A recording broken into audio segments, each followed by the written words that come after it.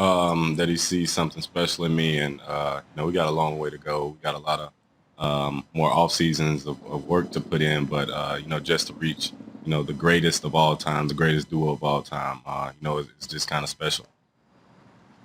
DK, this is Randy. I don't want to really talk about Thursday's matchup. I want to go back to 2 weeks ago, going against Jalen Ramsey with him being in your division.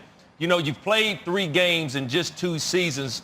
Talk about that matchup, because me and Rex Ryan were just talking about, hey, this could be a matchup that we could get used to seeing for about 10 years of football. So I just want you to just really talk about it, because you didn't really fare too good with Jalen. You averaged 1 touchdown, 100 yards a game before that matchup. I just want you to talk a little bit about that matchup going against a guy like Jalen Ramsey. He's arguably the best corner in the game right now. And just after the game, he talked to me. He was like, I look forward to these matchups, and, so do I. I mean, just to go against a guy, of that caliber, strong, fast, physical, just to have him in my division 2 games a year is going to be special. And, I just can't wait till week 16 to go against him again. So, hopefully, the outcome is going to be different. But, I got week 16 circled on my calendar. Well, if I could leave you with this, Russell throws a great moon ball, and that game he threw you a couple, and you let it come down to the breadbasket. As big as you are, DK, you got to go up and get those balls against a DB like that. You got me? Yes, sir, I got you. Okay, I got a less serious question. Hey, I got a gear question. What's up with the baby binky mouthpiece? Tell us about that. Well, it just kind of shows my personality a little bit. I'm a baby in the league, but I play like a grown man in a sense. So, just kind of pin the binky. Hey, DK, you think, like, how in the heck did you last to, like, one of the last picks in the second round? It's, like, absolutely ridiculous. Do you think you kind of get overlooked because you look so good? I mean, I'll be honest, it happens to me all the time. Yeah, you know what sure. I mean? But how the hell does that happen? Like, you too big, too fast, too competitive? I mean, it's these geniuses out there picking guys, and it's like, my goodness, do you have a chip in your shoulder that just, I'm going to show everybody? Yes, sir. Just because I lasted to the second round, I know who I am as a person. I know who I am as a football player. So, I get to display that to everybody who passed on me. Every Sunday, every Monday, every Tuesday, even at practice, I get to continue to work on my craft and, to show and, prove to why everybody shouldn't have passed on me. So, I like being the 64th pick.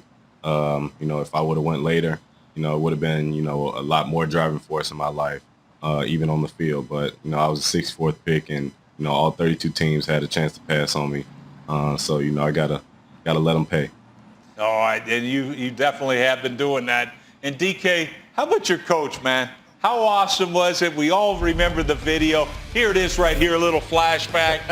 Sitting back in there. You look all right. Did you do this, Rex? Yeah. I love it. You got to love Pete right there. No question about it. I like how he slid off great. the glasses before he took off his shirt.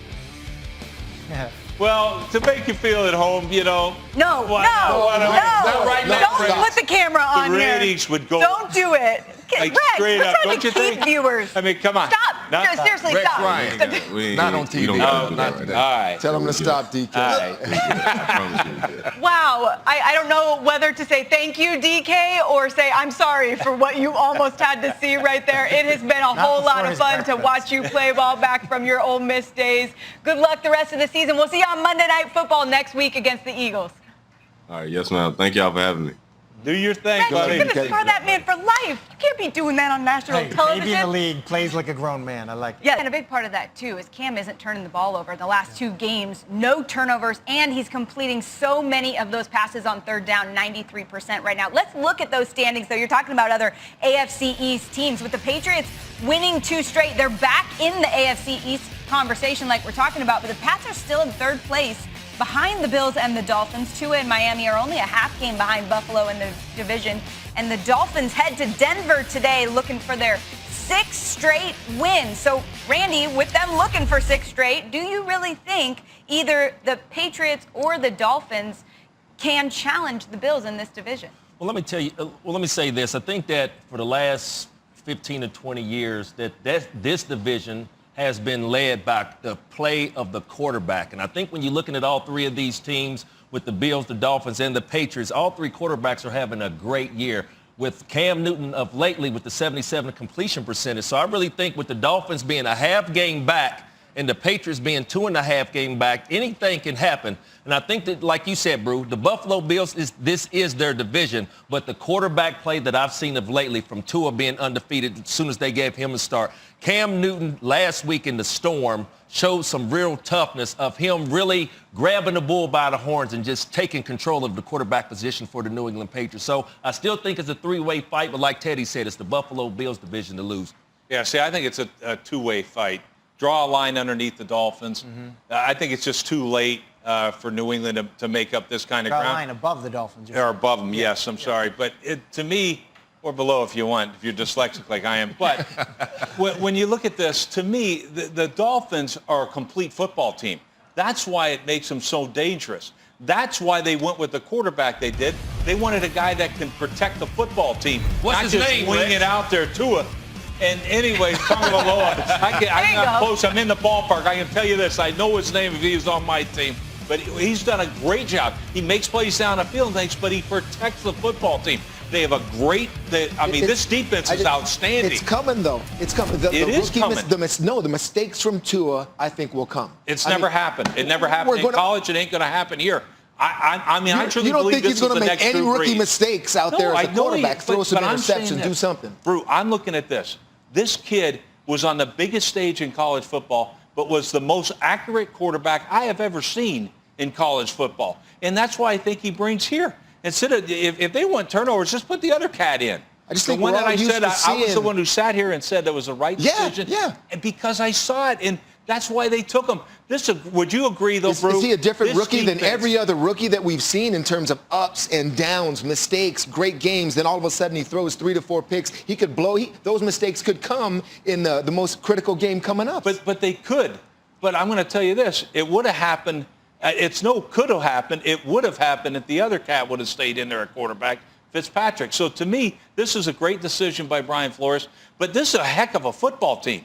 When I look, they can play defense now. That's true. And Yeah. so when I look at them, I think they're the best defense in the division right now. And why? Because I know 5 starters are not in there this year from New England, but that's how I see it.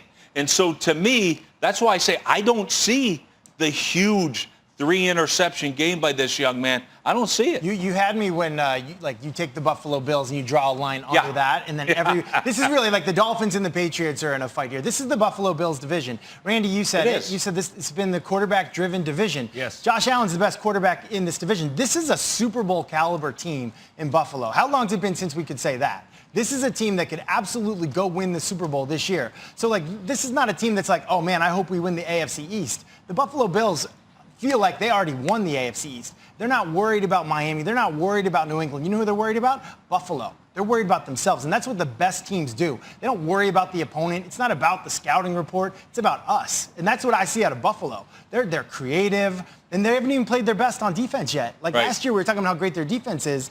This year, their defense really has been kind of mediocre at times. But you know they won't stay that way. You know they'll get it fixed. I think, Sam, to your question, this is Buffalo's division, and the other teams are chasing them. I mean, I'm with you on the division. Buffalo is the class right Yeah. now. We agree on that. I just don't see them as a class of the AFC. I mean, I don't see them as a Super Bowl They're team right up where there. they're I would playing say right. they're one You're of the right top there with 4 teams Steelers in and the AFC. Chiefs. Yeah, they could they beat get either into one those of those games, I think teams. they'd be in trouble. That's No, they could beat There's either a one of those teams. big stat that stands out to your point about Buffalo. I mean, they are 4-0 in the division. So that's something you can't ignore. I think they're still going to win it. However, you can't ignore